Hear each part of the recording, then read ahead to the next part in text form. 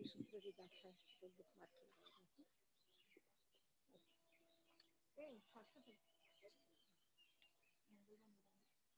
वो क्रम किसो रखना पहला इसकी गाथा है 5 ज्ञान की ये बोलने पूजन करना तो पहला नंदी सूत्र बोलना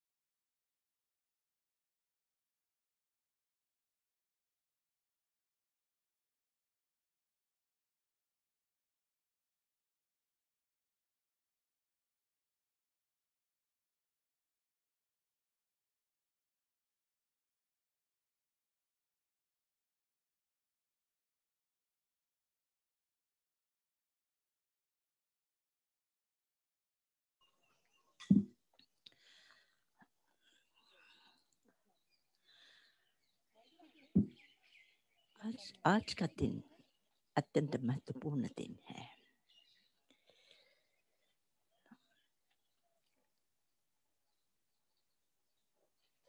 तीर्थंकर भगवान महावीर ने अपने जीवन में जहां से हो सकता है, जब हो सकता है, जिसके लिए हो सकता है, वह अखंड ज्ञान स्रोत प्रवाहित होता रहा और एक इतना ऐसा मधुर प्रवाह जहां भी बहा उसने मधुरता उंडेल दी। जीवन एक ऐसे लगता है कि जो एक रुक्ष, एक शुष्क, एक रेगिस्तान की तरह, मरुस्थल की भूमि की तरह उसको नंदनवन में परिवर्तित कर दिया। वो छोटा सा व्यक्ति, बड़ा व्यक्ति, पुनिया जैसा व्यक्ति या सम्राट सैनिक जैसे व्यक्ति, महारानी चिन्ना जैसे व्यक्ति हो या कोई सामान्य नारी हो,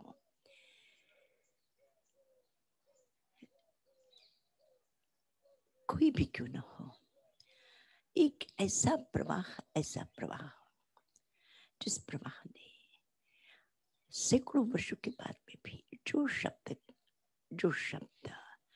जनता तक पहुंचा था, उसमें शब्द आज भी हमारे लिए उसी प्रकार से सुरक्षित है। तो हमारे लिए भगवान नहीं परंतु भगवान की वाणी, जिन नहीं है पर शुद्ध देवता, उसे हमने देवता के रूप में पूजा की, उसकी हमने उपासना की। जैसे भगवान प्रिय भगवान की वाणी भी हमारे लिए उतनी श्रद्धास्पद। ये शब्द जड़ है तो उस समय भी जड़ थे, तब भी हमने अहो ज्ञान, प्रभु तुम्हारा ज्ञान अद्भुत है। और आगम में नमो सुयस देवी शुद्ध ज्ञान को प्रणाम किया है, शुद्ध ज्ञान को प्रणाम किया है। प्रभु को तो प्रणाम किया ही किया है, लेकिन शुद्ध देवता, यही शुद्ध देवता के लिए भी प्रणाम किया है। हमारे लिए देव और देवी का अर्थ कोई ऐसा मत सोचो कि दुनिया के कोई दूसरे व्यक्ति, दूसरा प्राणी, दूसरा लोक जो परलोक के रूप में है, ऐसा नहीं। हमारे लिए वह आराध्य जो हमारे जीवन का निर्माण कर दे, जो हमारी जिंदगी में एक प्रकाश ला दे, जो हमारे जीवन में अमृत दे दे, जो हमारे जीवन को सरसा दे, लहरा दे, ऐसा कोई भी साधन हो, उस साधन को हमने प्रणाम किया है। मैं आपसे कहना चाहती हूँ कि केवल सरस्वती की ही बात नहीं, ज्ञान के देवता के रूप में, ज्ञान को हमने देवता के रूप में माना। और इतना ही नहीं, हमने धन को भी लक्ष्मी, धन को भी, संपत्ति को भी साधन है हमारी जिंदगी का, जीने का साधन धन है। जीवन धन के बिना, साधन के बिना जीवन मुश्किल है। किसी के लिए भी साधन आवश्यक है, तो साधन के आधार पर जीवन जिया जा सकता है। इसलिए हमने साधन के रूप में लक्ष्मी को माना और लक्ष्मी की भी हमने उपासना की है। ऐसे ही साधन भी हो, लेकिन शक्ति, अगर शरीर सक्षम न हो, ज्ञान सक्षम न हो, ज्ञान तो है, शरीर तो है, लेकिन वो सक्षम नहीं है, इसलिए शक्ति के रूप में उसकी भी हमने उपासना की। शक्ति की भी उपासना की, दुर्गा के रूप में लक्ष्मी की भी उपासना की, ज्ञान की भी हमने उपासना की और उसे माँ के रूप माना। और यहाँ तक या कुंदेन्दु तुषार हारधवला या शुभ्रमस्रावृता या ब्रह्माच्युतशं कर प्रभृति देवी सदा वंदिता सा मां देवी सरस्वती भगवती निशेष जाड्यापहा। मेरी जो जड़ता है, उस जड़ता का अपहरण करने वाला, उस जड़ता को दूर कर देने वाला और प्रभु के जड़ से जोड़ देने वाला अगर कोई है तो शुद्ध देवता है, वो ज्ञान है प्रभु। और इसके लिए हमने उसकी उपासना की और यही रहा। जिसे मैंने अब पहले भी बताया था कि कभी कभी बौद्धिक जो हमारी सोच है वो एक तरफ में बहने लग जाती है।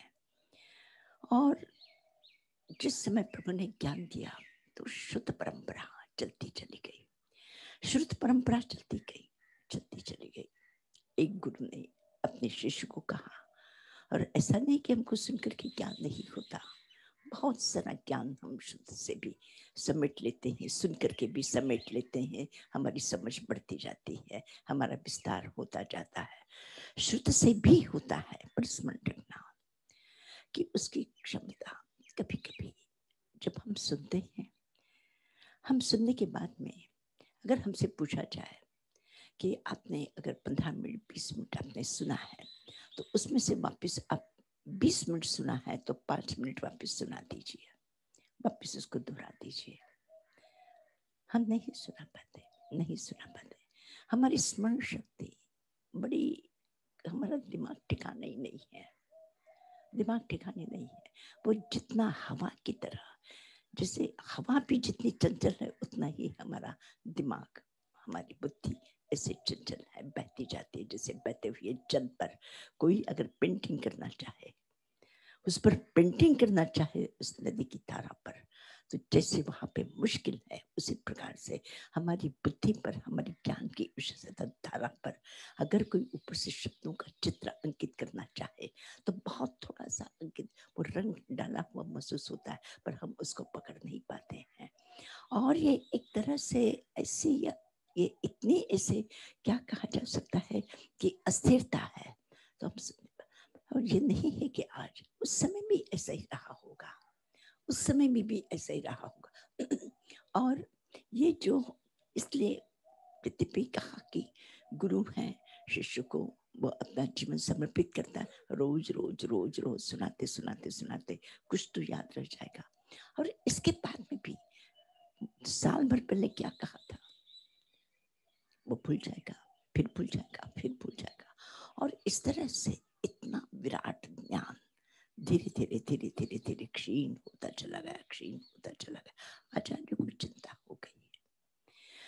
को चिंता हो गई, ये अभी तो हम किसी भी प्रकार से कुछ तो संभाले हुए है, संभाल करके रखा है, लेकिन धीरे धीरे समय के साथ में कहीं न कहीं क्षतियां होंगी, कमियां होंगी, विपर्यास होगा, परिवर्तन होगा। अपनी तरफ से भी जोड़ देंगे, हमने ये सुना, आपने ये कहा था, आपने वो कहा था, गुरु ने ये कहा था, फिर अपना ही ज्ञान होगा, उस पर उसके सिक्के लगा करके चलेंगे। कम नहीं है, शिष्य भी कम नहीं है, वो भी जो है उसको सुरक्षित कितना रख पाएंगे पता नहीं, लेकिन उसका इधर उधर आचार्य पत्रबाहु जैसे समर्थ व्यक्ति, ऐसा समर्थ ज्ञानी, मैं उनका नाम लेते ही मुझे सहारा होता है कि 900 वर्ष तक उस परंपरा को, प्रचलित परंपरा को, कि भगवान ने कहा था तुम्हें जो ज्ञान प्राप्त करना है तुम स्वयं अर्जित करो, ना आली जाओ, मत लिखो उसे। और लिखना आसान नहीं है, उस समय लिखना आसान नहीं था, क्योंकि उस समय जो लिखने की पद्धति थी, परंपरा थी, जो थोड़ी बहुत थी, बड़ी बड़ी मतलब एक ऐसे का जैसे वृक्ष होते थे, हरे वृक्ष के जो ताड़ पत्र होते थे, उन ताड़ पत्रों को, कच्चे पत्तों को काटा जाता था, काटा रखा जाता था, फिर उनको घिसा जाता था। फिर उसके बाद में वो लोहे की शलाका होती थी, उससे अक्षर जो है कुरेदते उसको कुरेदते थे, और कुरेदने के बाद में सूखा जो से काला रंग है उसको वो भर देते थे। ये परंपराएं थी। और जब उसमें वो पत्ते पर पत्ते रख करके जब उसको कपड़े से लपेट करके रखा जाता था, तो ऐसा तक वो जो लिख करके रखा जाता था पत्ते पर पत्ते, कितना भी सुखाने के बाद में थोड़ा न थोड़ा कहीं न कहीं फंगस हो जाती थी, और फंगस होने के कारण उसमें कीड़े भी पैदा हो जाते थे, और कीड़े जम्स पैदा हो जाते थे जी, छोटे आज भी किताबों में वो कीड़े हो जाते हैं, मछलियां की तरह होता है, वो खो जाते हैं। तो अब ऐसे जो होते थे तो वो मरे बिना तो दूसरा कोई उपाय नहीं था, वो खोलते रखते उनकी वो मर जाते थे। तो एक तरफ में ज्ञान की प्राप्ति और दूसरी तरफ में वो हिंसा, और यहाँ तक कहा कि चक्रवर्ती की सेना के नीचे कोई अगर खरगोश भी निकल जाए वो बच करके निकल जाएगा, लेकिन ग्रंथों में कोई छोटा सा कीड़ा अगर निकल जाए तो बच नहीं सकता।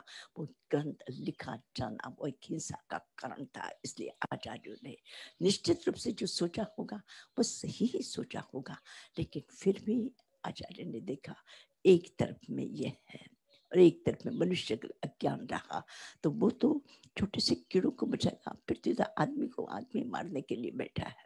आदमी तो एक दूसरे का ऐसा दुश्मन बना हुआ है, दुश्मन बना, इतना दुष्ट हत्यारा क्रूर जितना इंसान है दुनिया में और कोई दूसरा मनुष्य प्राणी नहीं हो सकता जितना मनुष्य है। इतनी क्रूरता बरसा देगा, लाखों लाख पशुओं को एक तरह से मौत की घाट उतारने में, मनुष्य को मारने के लिए जितने मनुष्य ने शस्त्रास्त्र इजाद किए हैं, उसकी क्रूरता का कहीं कोई ठिकाना है। और नए से नए आविष्कार करके इतना मतलब एक तरह से इतनी क्रूरता के समक्ष ये जो ज्ञान है इसको किसी तरह से व्यवस्थित रखा जाए, इसको सुरक्षित रखा जाए, इस प्रकार से उन आचार्य भद्रबाहु ने अनंत आने वाली भविष्य की पीढ़ी के लिए और हम लोगों के लिए कृपा करके उन्होंने लिखने का काम सबसे पहले प्रारंभ किया, और फिर वो धीरे धीरे आज ऐसा कहते हैं आज के दिन कुछ लोग कहते हैं आज लिखन का कार्य पूर्ण हुआ, और कुछ लोग कहते हैं, कुछ आचार्य के माध्यम आज से शुरुआत की है। तो एक तरह से ग्रंथ लेखन का कार्य आज शुद्ध देवता ज्ञान पंचमी के दिन, चाहे वो प्रारंभ है चाहे उसका समापन है, हमारे लिए दोनों ही मंगलमय है। तो ज्ञान की पूजा, ग्रंथ की पूजा, और इसीलिए ये परंपरा एक शुद्ध पूजा की परंपरा, शुद्ध ज्ञान की परंपरा। और ये जो लेखन है वो क्या है कि आपने देखा होगा कि हम कितना भी कुछ कर ले जड़ है, लोग कहते हैं ये तो जड़ है।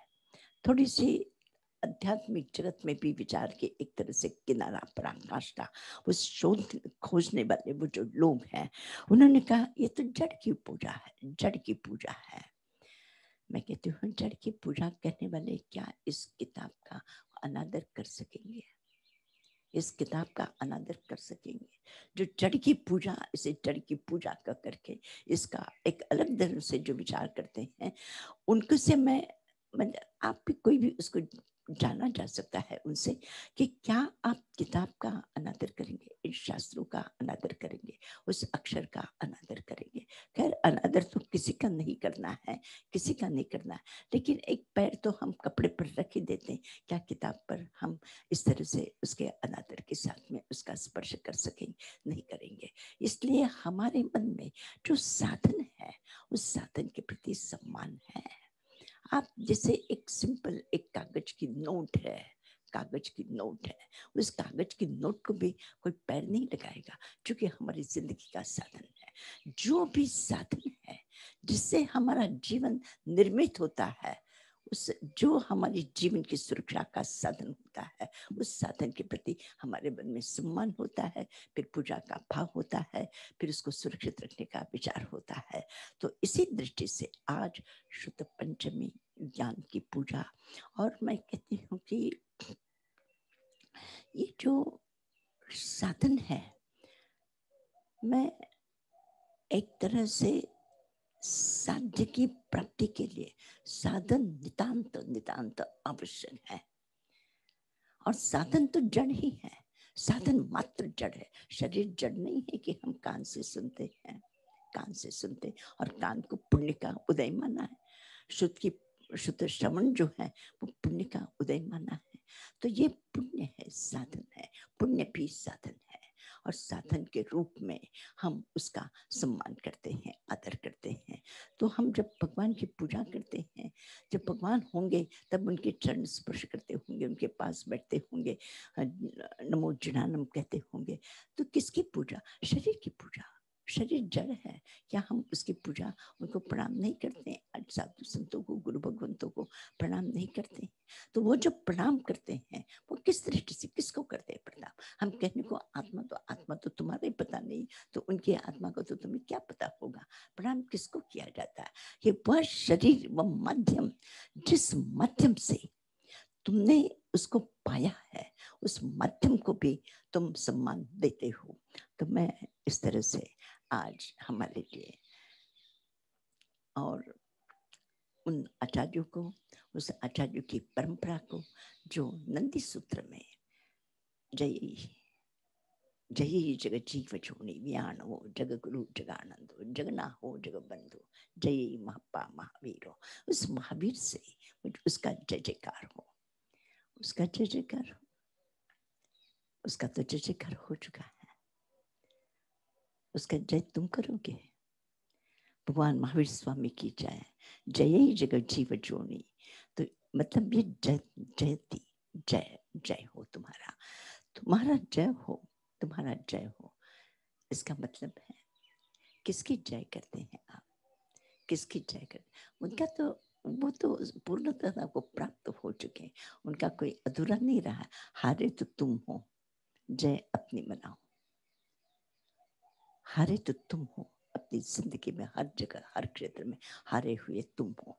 तुम हारे हुए हो तो जय तो तुम्हारे, इसलिए मेरे प्रभु की जय, तो धीरे धीरे उस जय के साथ मेरी भी जय। तो जब हम भगवान के इन शब्दों की पूजा करते हैं तब हम अपने लिए भी समझते, जिसकी तुम जय बोल रहे हो उसकी जय पूर्णता हो चुकी है। उस पूर्णता की जय में बस अपना भी कहीं जय हो जाए, इसके लिए प्रयत्न है। तो ये नंदी सूत्र की कुछ गाथा है। कौन? शाश्वत जी कौन बोलेंगे? शुभम जी।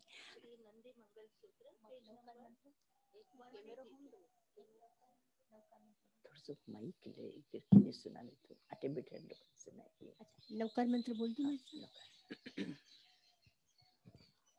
नौकार मंत्र नंदी सूत्र की कुछ गाथाएं हैं और फिर उसके बाद में शाश्वत जी पूजन करेंगे, दिव्या जी ज्ञान पूजा करेंगे। शुद्ध पूजा, ज्ञान पूजा, चाहे आप शुद्ध पूजा अपने सब मिल करके करेंगे। और फिर उसके बाद में मैं थोड़ी सी और बातें आपसे कहूंगी। ओम नमो अरहंताणं, ओम नमो सिद्धाणं, ओम नमो आयर्याणं, ओम नमो वज्रायाणं, नमो लोये सवसाहुणं,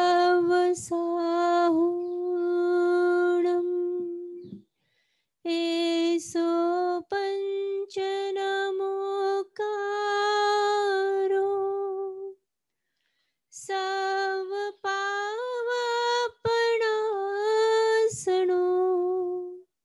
मंगलानं च हव्यसिं परमं हवै मङ्गलम् परमं हवै मङ्गलम्।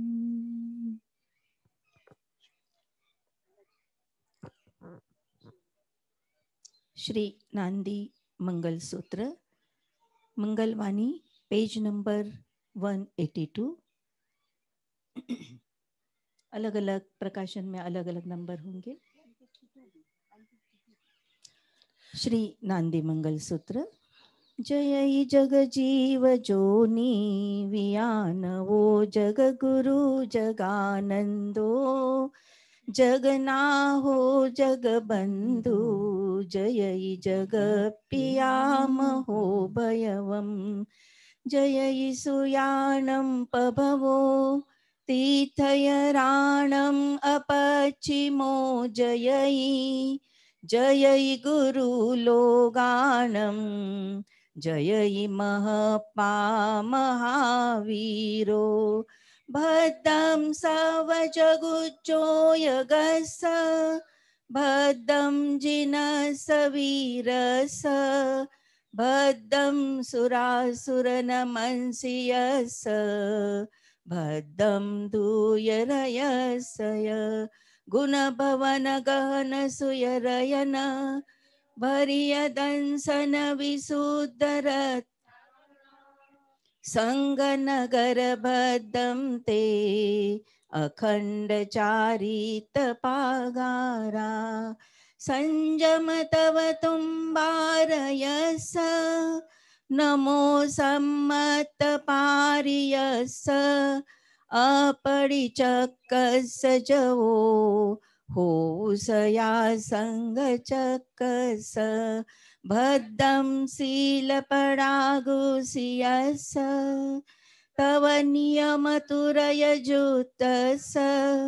संगरहस भगवो सज्जाय सुनंदि घोषस कम्मरय जलोह विनिगयस सुयरय नदीयनालस पंचमहव्यतिरकन्यस गुणकेसरालस सावगजन महुयर परि उडस जिन सूरतेय बुद्धस संगपौमस भद्दं समनगण सहसपतस तव संजममय लंचन अकिर्य राहु मुहदुद्धरिस नीचम जय संग चंद निम्मल सम्मत विशुद्ध जोन्नागा परतिथ्य गह पहनास गस तव ते यदितले सस नानुजो यस जय भद्दं दम संग सुरस भद्दं दिवेला परिगयस सज्जाय जोगमगरस अखोहस भगवो संग रुन्दस गुणरयनुज्जलकणयं शीलसुगन्धितव मण्डि उद्देशं सुयमार संगसिहरं संगमहामन्दरं वन्दे निवैपशासनयं जयैषया सवभावदे सनयं कुसमयमयनासनयं जिनेन्दवरवीरशासनयं कुसमयमयनासनयं जिनेन्दवरवीरशासनयं। ये वीर जिनेश्वर शासन हमेशा जयवंत रहूं। और जय तो जय है, लेकिन एक महत्वपूर्ण शब्द इसके साथ में जुड़ा हुआ, भद्दम भद्दम भद्दम जिनस्य वीरस्य। भद्र हो, तुम्हारा जयकार हो, जय जय हो तुम्हारी, और तुम्हारी जय हो और तुम्हारा कल्याण हो। जिसे कोई आशीर्वाद दे रहा है, इस प्रकार से भक्त भी भगवान की तरफ संघ के प्रति इतनी अनन्य श्रद्धा के साथ कहता है कि यह तुम्हारे जीवन में विजय तो देगा ही देगा, पर कल्याण भी करेगा। तो कल्याण और जय में अंतर है, कल्याण और जय में अंतर है। जय एक बाहर की प्रतिष्ठा का है, बाहर की प्रतिष्ठा का विस्तार हो, और भक्त कहते तुम्हारे जीवन का कल्याण हो, आनंद हो। तो एक तरह से आचार्यों ने सूत्र के आचार्य, और यह एक काफी एक आचार्यों की एक बड़ी लंबी श्रृंखला है कि किन किन आचार्यों ने इस संघ को सम्मान दे करके, जन शासन की सुरक्षित रख करके कल्याण के साथ में, या आचार्यों ने सच्चाई सुनंदी खूब सस्सा। तो ये एक स्वाध्याय करने में, इतने ज्ञान प्राप्त करने में ऐसे ऐसे आचार्य हुए हैं जिन आचार्यों के कारण ये ज्ञान सुरक्षित रहा है। तो इस प्रकार से मैं बहुत बार सोचती हूँ कि बहुत सारे ऐसे शब्द हैं और उन शब्दों को मैं रुक जाती हूँ कि सारी जिंदगी भर कोशिश करके भी इस सूत्र को समझ में आ जाए। उसके समकक्ष लिखने की बात वो तो बहुत दूर की बात है, वो तो सोच भी नहीं सकते हैं। लेकिन उस बात की स्थापना, उस बात का अनुभव, उस बात की स्थापना सारी जिंदगी भी उस शब्द को और उन शब्दों को उन आचार्यों ने सजो करके रखा है। उन आचार्यों ने उसको सुना, समझा और सुरक्षित रखा। इतना विलक्षण इस ज्ञान आज हमारे पास में अनेक हो। और बहुत बार लोग कहते हैं कि इनका एक ग्रंथ है, इनका एक ग्रंथ है, इनका एक ग्रंथ है, इनका एक ग्रंथ है, तो अपना जैन धर्म का एक ग्रंथ। मैं बस सोचती हूँ कि जिसके पास एक हो वो एक कहते तो दूसरा समकक्ष बता तो दे। आज आपके पास में एक से दूसरा, दूसरे से तीसरा, तीसरे से चौथा, चौथा से पांचवा, आपके पास में ज्ञान का भंडार है। और आपको जान करके बहुत बड़ी खुशी होगी कि 18वीं शताब्दी तक, 19वीं शताब्दी कहा जा सकता है, तो मैं 18वीं शताब्दी तक, 18वीं शताब्दी तक भारतवर्ष में जितने भी और धर्म पंथ परंपराओं के ग्रंथ हैं, उस ग्रंथ की तुलना में जैन आगम कई गुना अधिक है। इतना बड़ा साहित्य भंडार इन आचार्यों ने, कौन सा ऐसा विषय है, कौन सा ऐसा विषय जिस विषय पर लिखा न गया हो। दुर्भाग्य से इतने ग्रंथ हम सुरक्षित नहीं रख सके, परंतु जो भी उपलब्ध है, उस उपलब्ध ग्रंथों के आधार पर मैं आपसे कह रही हूँ कि इतने ग्रंथ, इतने बड़े बड़े प्राचीन शास्त्र भंडार है, जिन शास्त्र भंडार के समक्ष, जिस शास्त्र भंडार के समक्ष भारतवर्ष की तुलना में एक तरफ में जैन आगम और बाकी सारा साहित्य, मैं इन जैन आचार्यों ने इतना बड़ा, कौन ऐसा विषय है जिस विषय पर नहीं लिखा है, चाहे वो ज्योतिष हो, चाहे वो गणित हो, चाहे वो व्याकरण हो, कौन सा ऐसा विषय है जो दर्शन शास्त्र हो, आध्यात्मिक शास्त्र हो, आगम शास्त्र हो, विश्व की जानकारी हो, कौन सा ऐसा विषय जिस विषय पर हमारे आचार्यों ने उन ग्रंथों पर अपनी कलम न चलाई, उस विषय पर कलम न चलाई हो और ना लिखा हो। इतना विपुल आगम भंडार, शास्त्र भंडार, साहित्य भंडार, और कौन सी भाषा में, जितने भी प्राचीन प्रचलित भाषाएं हैं, शौरसेनी में लिखा है, अपभ्रंश में लिखा है, प्राकृत में लिखता है, अर्धमागधी में लिखा है, और बदलती हुई भाषाएं, जैसे जैसे भाषा बदलती चली गई। और इस तरह से कथा साहित्य जितना, ये कथा सरित सागर इतना विशाल, जहाँ दुनिया का कोई कथानक उसमें ना उपलब्ध हो, ऐसा नहीं, इतना बड़ा कथा सरित सागर जैन आचार्यों की एक महान कृति है। तो मैं आपसे कहना चाहती हूँ कि हमारे लिए एक बहुत बड़ी सौभाग्य की बात है कि आप किस एक ग्रंथ की बात करते हैं। आप कहिए ना किस विषय पर आपको जानना है, उसी विषय पर आपके पास ग्रंथों का, ज्ञान का इतना बड़ा भंडार है। हम केवल एक छोटा सा ग्रंथ नहीं है, अनगिनत ग्रंथ आपके पास में है, हर विषय पर है, हर तत्व ज्ञान की चर्चा है, चाहे वह नव्य न्याय हो, चाहे वह व्याकरण हो, चाहे वह दर्शन शास्त्र हो, चाहे वह किसी भी भाषा का, किसी भी निश्चय नहीं का हो, चाहे व्यवहार नहीं का हो, चाहे प्रमाण का हो, चाहे सप्तभंगी का हो, कोई भी विषय ऐसा नहीं है जिस विषय पर आपके पास में ज्ञान की ये शुद्ध देवता के रूप में आपके पास में उपलब्ध ना हो। तो मैं सोचती हूँ हमारे लिए बहुत बड़े सौभाग्य की बात है कि हमारे पास में इतना व्यापक, इतना विस्तृत, इतना विशाल ज्ञान भंडार आज भी, और कितने ही प्राचीन ज्ञान भंडार जिनके पृष्ठ तक हम खोल करके देख नहीं सके, एक शब्द नहीं पढ़ सके, इतनी विराट साहित्य हमारे पास में है।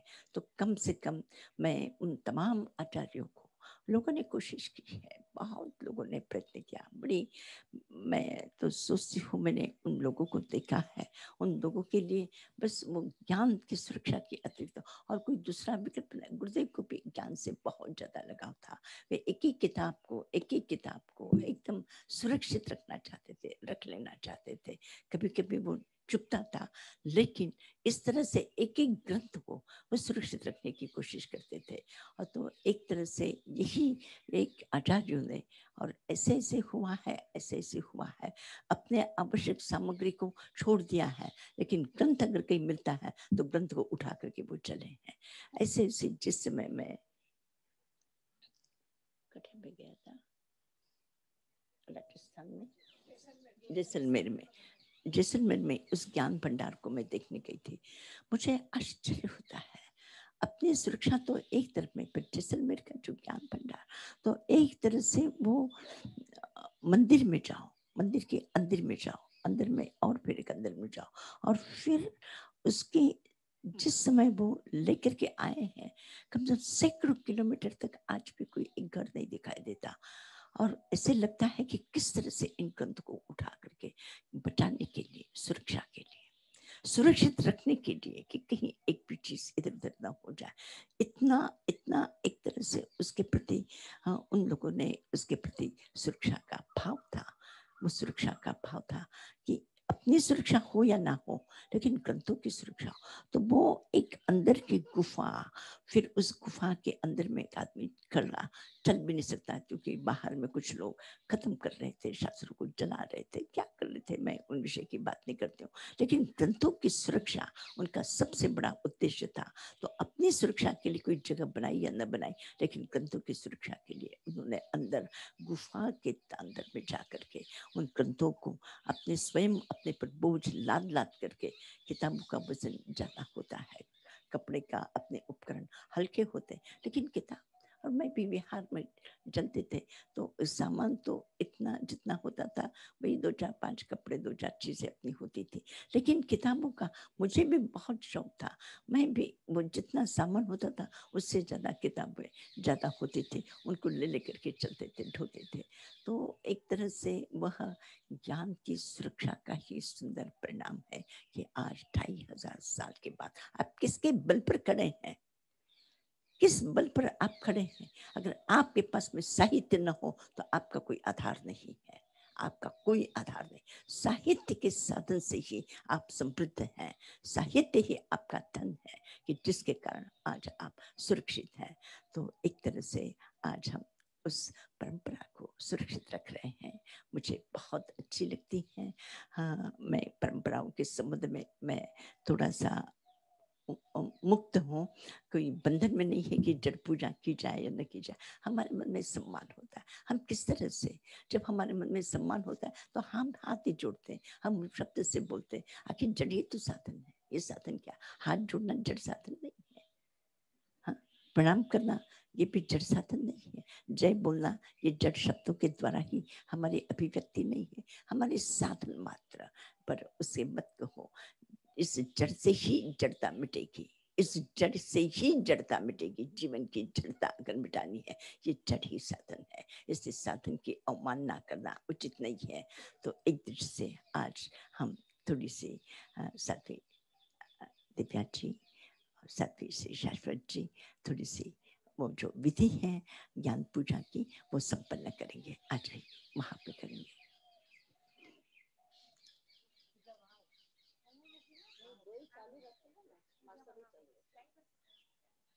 उनका भी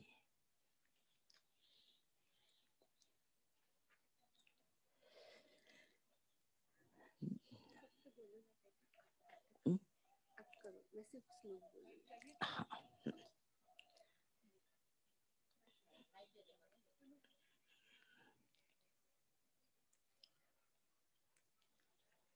अब यहाँ सामने आ जाइए, यहाँ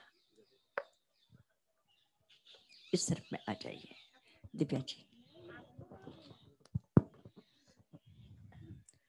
श्रद्धेय आचार्य श्री, जैसे नदी का प्रवाह बहता है तो प्रवाह बहता है और उसे तट की सुरक्षा आवश्यक है। आचार्य श्री जी जिन्होंने उस ज्ञान के प्रवाह को आगे भी बहाया है और उसे सुरक्षा भी प्रदान की है।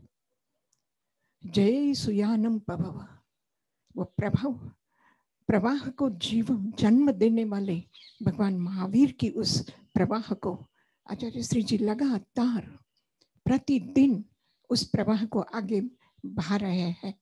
और आज उस सुरक्षा के लिए जो आचार्य श्री जी ने कहा है, शब्द शब्द हमारे मन में उस ज्ञान के प्रति एक गहरी पिपासा जगा रहा है।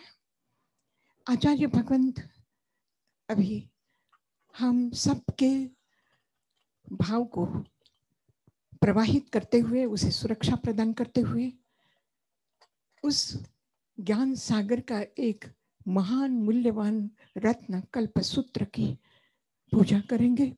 हम सब उस भाव के साथ में अपने भाव को जोड़ करके उस पूजा में सम्मिलित होंगे। दिव्या जी।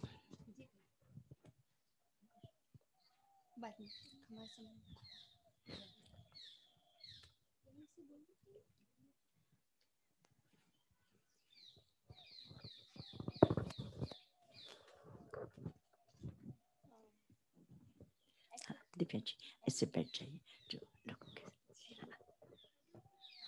ऐसे बैठ जाइए। हाँ बैठ के, हाँ सामने। हाँ ठीक है। हाँ जी।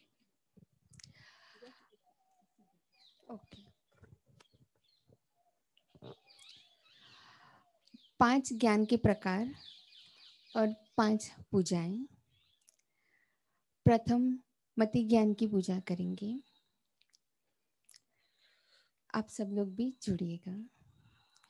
ज्ञानोपयोग करणाचरणादिवृत्तेर्, ज्ञानोपयोग करणाच्चिव शर्म सिद्धि, ज्ञानोपयोग निरता विरता स्वदोषाच्, ज्ञानं ततः सदुपयोगमयं नमामि। ओम ह्रीं श्रीं मति ज्ञानाय नमः। बताइए ना मैं क्या कर रही जी हूँ। ताई माँ, आप वासक्षिप की पूजा कर रहे हैं। वासक्षिप कल्पसूत्र के ऊपर अब ज्ञान पूजन। जी अब हम श्रुत ज्ञान की पूजा करेंगे। अंगाणग सर्वे स्वयं मे सवत्त निचयत्थं मे, अणवरयं गयचित्तो तयत्थ परिभावनुच्चतो। ओम ह्रीं श्रीं श्रुतज्ञानाय नमः। तैमा वासक्षेप से पूजन कल्पसूत्र के ऊपर श्रुत ज्ञान की पूजा। और ये पुष्प पूजा, ये चांदी के पुष्प की पूजा नहीं ताईमा, वासक्षेप से ही पूजन करते हैं। तो इसकी फिर बाद में आखिरी में अच्छा, सब साथ में।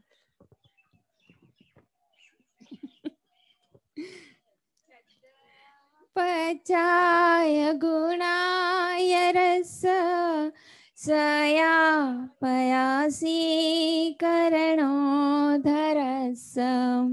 मिच्छत अन्नाणितमो हरस, नमो नमो नाणदिवाय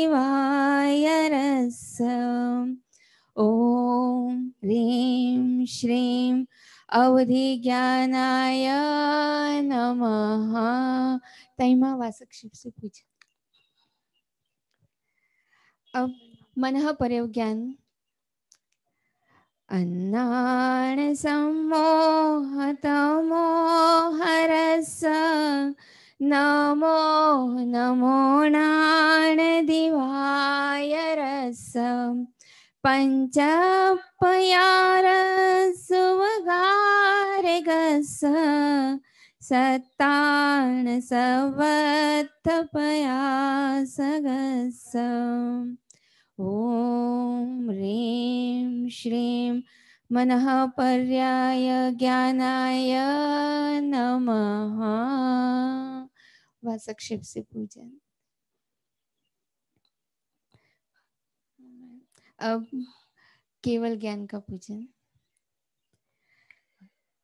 ज्ञानाविदन्ति खलु कृत्यमकृत्य जातं ज्ञानाच्चरित्रममलं च समाचरन्ति ज्ञानाच्च भव्यभविनः शिवमाप्नुवन्ति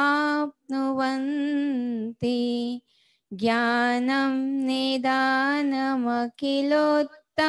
शर्मलक्ष्म्या ॐ ह्रीं श्रीं केवल ज्ञानाय नमः। नमो नमः। ज्ञान के सम्मान में हम 5 ज्ञान की दुआ के द्वारा हम क्षमा समन देंगे। आप सब लोग भी जो देख रहे हैं, ताई माँ के सामने कल्पसूत्र है और स्वयं क्या कहें ताई माँ के लिए, जो साक्षात ज्ञान का हिमालय है, उसी में ही से ज्ञान की गंगा बह रही है और उसी में हम स्नान कर रहे हैं।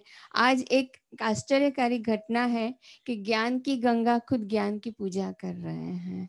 ये एक अलौकिक दृश्य है हमारे लिए, जिन्होंने हमको ज्ञान में नहलाया और वो ज्ञान की पूजा कर रहे हैं। हम तो देखो सामने कल्पसूत्र है, लेकिन हम स्वयं ज्ञान की गंगा को, ज्ञान के हिमालय को और ज्ञान को 5 क्षमा समन देंगे, बहुमान करेंगे।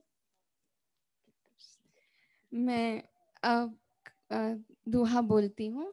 आप सब लोग भी देख रहे हैं अपनी अपनी जगह पे, आप जो भी हैं दूर में बैठे हैं, जो भी यूएस में हैं, लंदन में हैं, कहीं पर भी हैं, आप वहां से ताई माँ को और ज्ञान को हम क्षमा समन देंगे सम्मान में, एक एक दुआ के द्वारा। और जो नहीं क्षमा समन दे पा रहे हैं, सिर्फ खड़े होकर भी हाथ जोड़ के सुनिएगा। समकित श्रद्धावंतने उपन्यो ज्ञान प्रकाश प्रणमो पदकज ते हना भावे धरी उल्लास इच्छामि क्षमा समणो वंदे ओम जावणिज्जय निसियाय मत्तयेन वंदामि पवयण श्रुत सिद्धांतते आगम समय वखान पूजो बहुविध रागति चरण कमल चित्त आन इच्छामि क्षमा समणो वंदे ओम जावणिज्जय निसियाय मत्तयेन वंदामि उपन्यो अवेदी ज्ञाननो गुण जेहने अविकार वंदना ते हने माहरी श्वास महे सोवार इच्छामि क्षमा समणो वंदे ओम जावणिज्जय निसियाय मत्तयेन वंदामि ए गुण जेहने उपन्यो सर्ववीरति गुण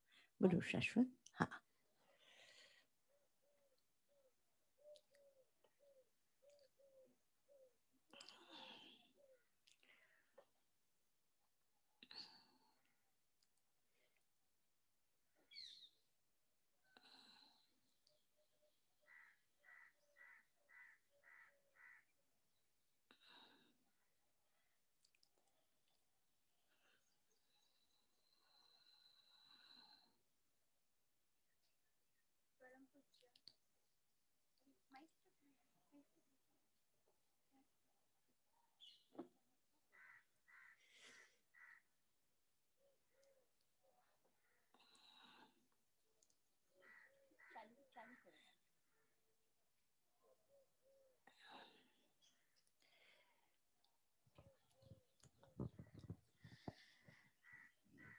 परम पूज्य परम श्रद्धेय आचार्य भगवान दाई माँ के चरणों में कोटि सहवंदन। हिमालय के सामने जब हम खड़े रहते हैं तो ये एहसास होता है कि हम कितने छोटे हैं। हिमालय तो हिमालय है, उसे किसी उपमा की जरूरत नहीं है। जब हम ताई माँ के सामने हैं और बोलना है तो ऐसा लगता है हम कितने छोटे हैं, क्या कहें। ये कोई योग्यता भी नहीं है हमारी कि हम आपके सामने कुछ कहें, पर आपके आशीर्वाद से और आपकी अमीर दृष्टि से ही ये शक्ति प्राप्त हुई है। तो आपके ही ये जो भी शब्द हैं वो सब आप ही की कृपा, आप ही का उपकार है। आज ज्ञान का पर्व, ज्ञान पंचमी, ज्ञान का पर्व, ज्ञान पूजा का पर्व। ज्ञान क्या है? ज्ञान दो तरह से हमने ज्ञान को आज तक समझा है। वन इज इंफॉर्मेशन, जानकारी, जिसे हम ज्ञान समझते हैं, और दूसरा है नॉलेज। ज्ञान के लिए दो शब्दों को हम, नॉलेज एंड इंफॉर्मेशन, इन दो शब्दों में हम ज्ञान को समझ पा रहे हैं। ज्यादातर हम इंफॉर्मेशन को ही ज्ञान समझ रहे हैं। नॉलेज को समझने के लिए हमें एक बहुत लंबी यात्रा करनी पड़ती है, क्योंकि ज्ञान वो एक अनुभव की यात्रा से गुजरने के बाद जो फलश्रुति है वो नॉलेज है, जो जानकारी से नहीं मिलता, इंफॉर्मेशन से नहीं मिलता। ताई माँ ने एक बहुत सुंदर चीज कही थी कि किताबें पढ़ लेने से दिमाग ज्ञान की लाइब्रेरी तो जरूर बन जाएगा। हम उसे पंडित कह पाएंगे जिन्हें शब्दों का संकलन अपने दिमाग में कर लिया है, लेकिन हम उसे ज्ञानी नहीं कह पाएंगे। जो अनुभव से गुजरे और उसके प्राप्त हो, अनुभव से जो प्राप्त होता है वो ज्ञान होता है, और हम उसी को ज्ञानी कह पाएंगे। ये ज्ञान आज का पर्व इंफॉर्मेशन का पर्व नहीं है, ये ज्ञान का पर्व है, अनुभव का पर्व है। उन शब्दों को अनुभव करना है। ज्ञान के कितने प्रकार हैं शास्त्र में, उन सब की चर्चा तो हमने बहुत बार सुनी, ज्ञान के नाम भी सुने, बट अहम बहुत इम्पोर्टेंट है श्रुत, जिसकी हमने आज पूजा की। क्यों इतना महत्व है शब्दों का? शब्द एक ऐसी ताकत है जो अनुभव के द्वारा प्रदर्शित होती है, और उन्हीं शब्दों से अनुभव की यात्रा शुरू होती है। एक ऐसा सेंटर पॉइंट है जहां से दोनों यात्राएं संभव होती है। मैं उदाहरण के रूप में कहूंगी कि प्रेम, एक शब्द में अगर मैं कहती हूँ तो गुरु के प्रति प्रेम, प्रभु के प्रति मेरा प्रेम, उस प्रेम की अनुभूति जो है मेरे अंदर अनंत है। उसे मैं अगर शब्दों में कहना है तो उन 2.5 अक्षरों को ही मुझे कहना है, और वही 2.5 अक्षर मुझे उस अनुभूति तक ले जाएंगे। अगर मुझे प्रेम शब्द, उन 2.5 अक्षरों का भी ज्ञान नहीं है तो उस अनुभूति तक पहुंचना मेरे लिए यात्रा संभव नहीं हो पाएगी। तो श्रुत जो है, महावीर ने अपने ज्ञान में, अनंत ज्ञान में जो देखा, जो अनुभव किया, उन्होंने उन शब्दों के द्वारा हमारे सामने रखा। उन्होंने शब्द रखे, और वही शब्द आज हमारी आगम, हमारे शास्त्र के रूप में, धरोहर के रूप में आज हमें प्राप्त हुए हैं। अब महावीर के उस अनंत ज्ञान तक पहुंचने के लिए शब्द हमारा पथ है, हमारा मार्ग है, हमारी सीढ़ी है, और उसी शब्दों के द्वारा, उसी शब्दों के द्वारा हमें उस अनुभव तक पहुंचना है, उस ज्ञान तक पहुंचना है जो महावीर ने अपने ज्ञान में उन शब्दों को जन्म दिया। यही यात्रा, यही पर्व ज्ञान का हमें आज ये कहता है कि ये शास्त्र जड़ नहीं है, ये शास्त्र जीवंत है, क्योंकि उनके शब्द एक जीवंत अनुभव से आए हैं और उन्हीं शब्दों के द्वारा वो जीवंत यात्रा हम कर सकते हैं। और ये ज्ञान का पर्व आज हमें सिखाता है। तो आज ज्ञान पंचमी के दिन हम एक संकल्प कर सकते हैं। मैं अपनी बात बहुत छोटे में रखूंगी, क्योंकि छोटे हैं ना, तो छोटे में बात करनी पड़ती है। तो महावीर ने अनंत ज्ञान में जो शब्द कहे वो आगम के रूप में हमें मिले, और ताइमा जैसे गुरु जो ज्ञान का हिमालय है, उन्होंने उन शब्दों के द्वारा महावीर के उस अनंत ज्ञान को जाना, समझा और पहचाना। और आज हम उस महावीर का ज्ञान ताइमा के ज्ञान के शब्दों के द्वारा हमें प्राप्त हो रहा है। तो आज हमें इस ज्ञान के पर्वों में पूजा का अर्थ ये नहीं है कि हमने कुछ अर्घ्य अर्पण किया। पूजा का अर्थ ये है कि जिस अनुभव जो मेरे अंदर है, मेरा अनुभव, मेरा ज्ञान, उसे मैं अपने आचार में, क्रिया में प्रदर्शित करूं, ये पूजा है।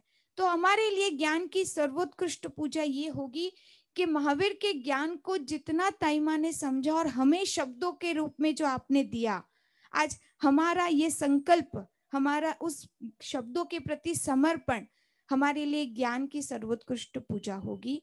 कि हम आज ये संकल्प करें कि ताइमा के उन शब्दों को हम अपनी यात्रा अनुभव की आपके शब्दों के माध्यम से, आपके शब्दों की सीढ़ी से शुरू करें और हमारे जीवन का उद्धार और उत्थान करें, जो आपकी कृपा के बिना संभव नहीं है।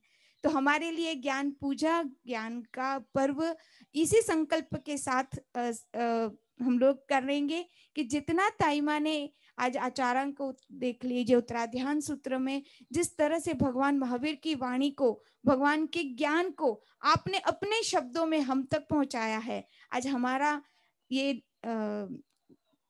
कर्तव्य बन जाता है कि उन शब्दों के आपने जो ज्ञान दिया, आपके ज्ञान तक पहुंचने का हम प्रयत्न करें, प्रयास करें। यही हमारे लिए ज्ञान का पर्व होगा, यही हमारे लिए श्रुत की पूजा होगी, और यही हमारा समर्पण आपके जीवन की पूजा, आपके ज्ञान की पूजा होगी। जिनाग्नामृत कुछ भी बोला गया हो तो बहुत सुंदर शाश्वत, बहुत सुंदर, बहुत सुंदर, बहुत सुंदर।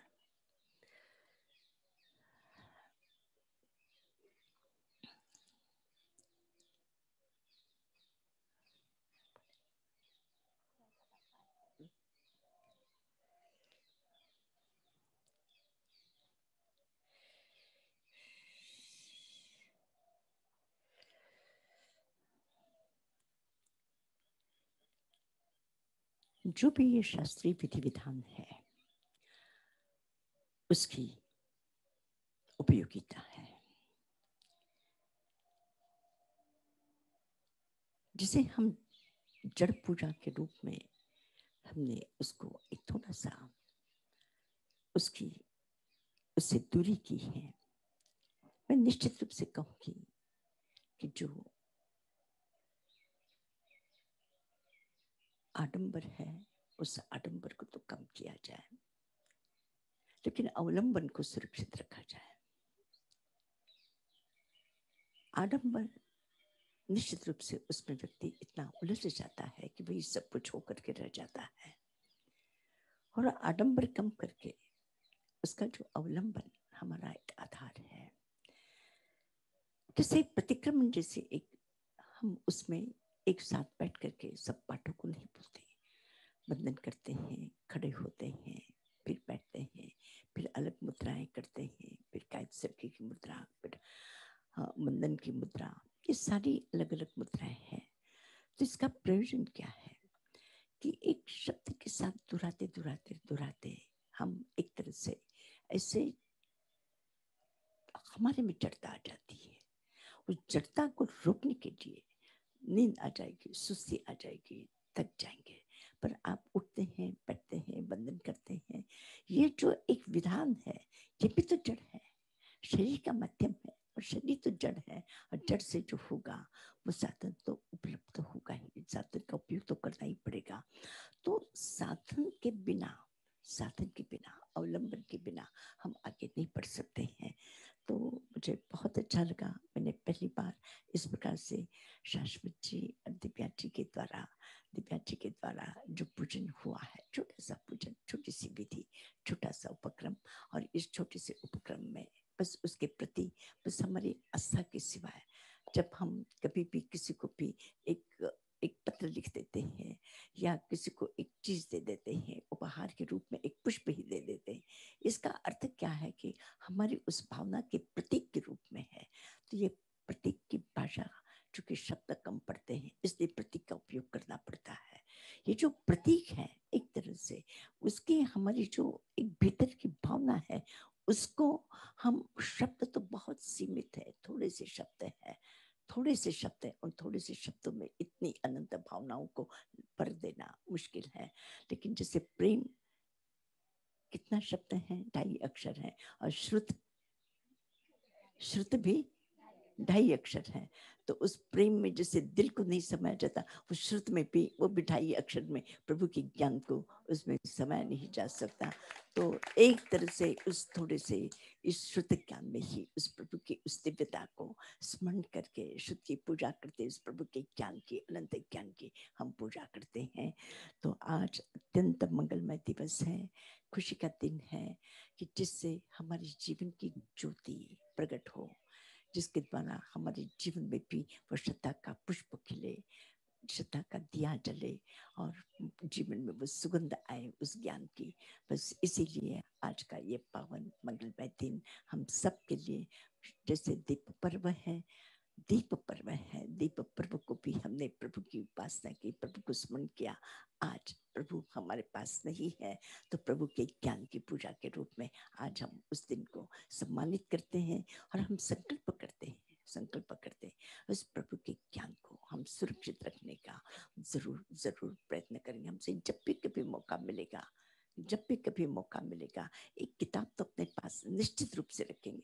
10 चीजें जैसे रखते हैं, एक किताब जो भी आपको प्रभु के ज्ञान का कहीं पर भी अंश मिल जाए, ऐसी कोई छोटी सी किताब भी आप अपने पास रखेंगे।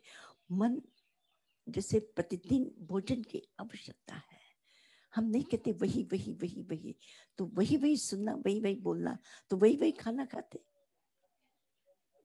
रोटी कब से खानी चालू की, चावल कब से चालू किया, फिर वही चावल, फिर कभी घास तो नहीं खाते हैं, कभी और दूसरा भूसा तो नहीं खाते बदलने के लिए, वही तो जैसे भोजन आवश्यक है प्रतिदिन वही का वही, उसी प्रकार से ज्ञान भी, ये भी ऐसे डालो और उधर निकल जाता है, इधर में डालो उधर निकल जाता है। इसलिए अगर प्रवचनों में अब हम देखें तो एक ही बात होती है, अपने विकारों से मुक्ति, संस्कारों की उपलब्धि, इसके अतिरिक्त तो होता क्या है, बात तो वही होती है। लेकिन फिर हमें ऐसे लगता है जो काल हुआ फिर वो तो जैसे खाली हो गया, फिर पात्र खाली का खाली भरा और खाली हुआ, फिर वही का वही वापस लेने के लिए तैयार। तो यही हमारी चेतना की अवस्था है। तो हमें हमेशा एक अच्छे ज्ञान के संपर्क में, तो वही हमारे जीवन को संभाल लेगा, कोई नहीं संभाल सकेगा। एकमात्र इस जीवन को अगर कोई संभाल सकता है तो केवल एकमात्र ज्ञान संभाल सकता है। इसलिए उसको सम्मान रखो, उसका सम्मान करो, और जहाँ से भी प्राप्त हो सकता है उसको अपने जीवन का साथ जोड़ दो। तो ये बहुत सारी हमारी जीवन, कम से कम हमारा दुख, हमारी अशांति, हमारी उद्विग्नता, हमारी बेचैनी, हमारा त्रास, शांत बैठो, कुछ ना हो, शांत बैठो और याद करो कि क्या है। और मैं अधिकांश में सब लोगों से कहना चाहती हूँ, व्यर्थ की बातें बंद करो, व्यर्थ की बकवास बंद करो। कभी भी कोई भी एक अच्छा विषय, अच्छा सोचो, अच्छी बात करो। कहीं न कहीं जब मैं व्यर्थ की बातें सुनती हूँ, इधर उधर बात करती हुई सुनती हूँ, तो मुझे बहुत पीड़ा होती है। वो अपना समय बर्बाद करते और मेरा भी अनावश्यक समय खत्म करते, मुझे बिल्कुल अच्छा नहीं लगता। ऐसे लगा हमने ये पढ़ा है, हमने ये सुना है, हमें समझ में आया, हमें समझ में नहीं आया है, हमें और समझने के लिए क्या प्रयत्न किया जाना चाहिए, और इसको जीवन में उतारने के लिए कहाँ हमारी गलतियां होती, उसको सुधारने के लिए हमें क्या प्रयत्न किया जाना चाहिए। कम से कम जब भी कभी मौका मिले, कभी भी कोई मिले, उसके साथ इस प्रकार की चर्चा करो, क्या हमें बनाना है, क्या हमें करना है, कहाँ हमारे पास में समय बचता है जिस समय का हम सदुपयोग कर सकते हैं। रास्ते से चलेंगे, फालतू की बातें, बैठेंगे फालतू की बातें। बाबा मैं आप सबसे कहना चाहती हूँ, मैं तो इन तमाम बातों से एकदम एकदम ऐसे लगता है कि एक भी क्षण, जीवन का एक भी क्षण व्यर्थ न चला जाए, इसकी सावधानी ही ज्ञान पूजन है, ज्ञान पूजन है। बस मैं आप सबसे निवेदन करती हूँ, आप सबसे निवेदन करती हूँ कि जब भी कभी मौका मिले, अच्छी बातें, अच्छा सोच, अच्छे विचार, अच्छे काम, जब भी कभी कोई काम के लिए भी सोचोगे अच्छा काम क्या हो सकता है, हम जीवन में और सदुपयोग करके अपने जीवन को कितना सार्थक कर सकते हैं, इसके लिए प्रयत्न। बस आप सबके लिए सभी लोगों ने बहुत सुंदरता से हाँ आज के इस दिन को सार्थक बना दिया है। बस आप सबको धन्यवाद देती हूँ और इस ज्ञान पूजन पर।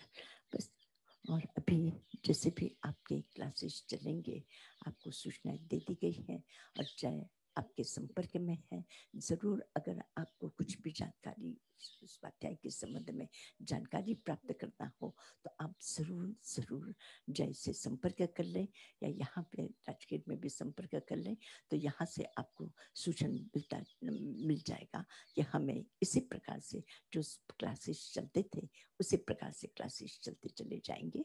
और 28 तारीख को फिर हम 28 नवंबर को शाम को कितने शाम को 4:30 बजे फिर से हम 18 सूत्र के साथ तीसरे अध्याय के प्रारंभ के साथ हम बैठेंगे। बहुत महत्वपूर्ण है वह ग्रंथ, बस हम उसकी प्रतीक्षा में बस ये समय। और बस आप सबके लिए मंगल कामना है, आशीर्वाद है। मंगल पाठ क्यों? मंगल पाठ आज तो मंगल पाठ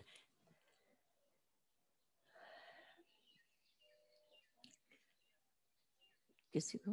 हाँ आज का आइम्बिल के पचखान। अच्छा आज आइम्बिल के पचखान।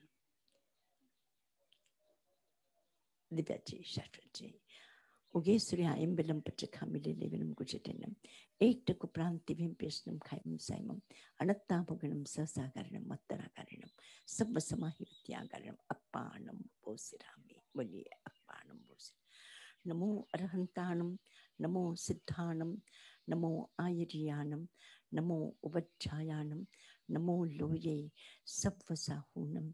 एसो पंचनमुक्कारो सव्व पावपनासनो मंगलानंच सव्वेसिम परमं हवै मंगलम।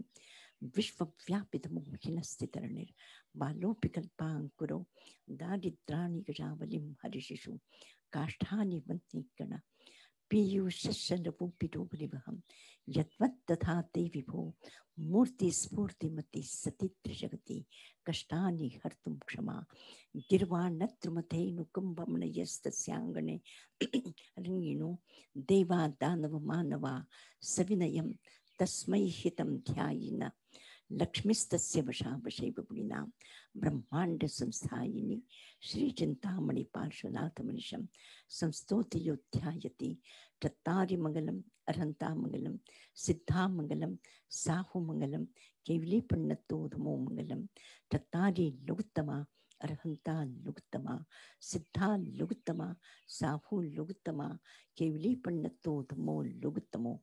उत्तम है प्रभु का नाम, मंगलमय है स्मरण, पवित्र है मार्ग।